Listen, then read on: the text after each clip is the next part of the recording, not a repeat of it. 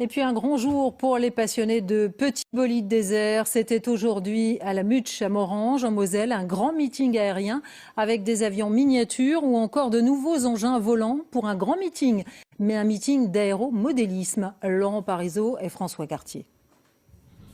Cela fait des semaines qu'ils scrutaient le ciel avec impatience. Les meetings d'aéromodélisme débutent généralement au printemps, mais cette année, les conditions exceptionnelles ont quelque peu bousculé le calendrier. Ça a été une saison difficile pour tout le monde. D'ailleurs, pas mal de nos clubs amis et voisins avaient prévu en début de saison de faire des meetings.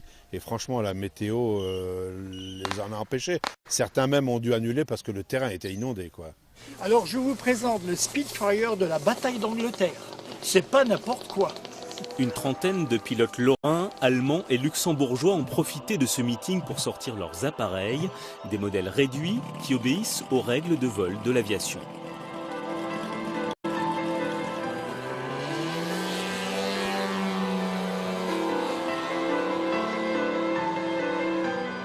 Il y a des vérifications avant décollage, comme on fait les checklists sur les avions réels, on fait une checklist, là c'est exactement pareil.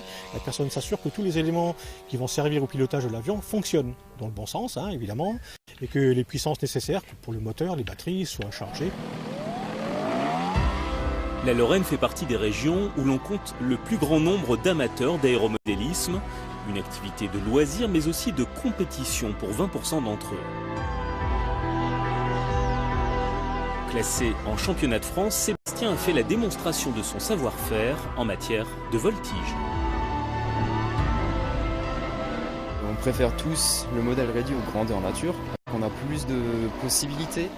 On peut s'essayer à tous les appareils et on peut très vite progresser par rapport aux grandeurs où par exemple la voltige est difficilement accessible.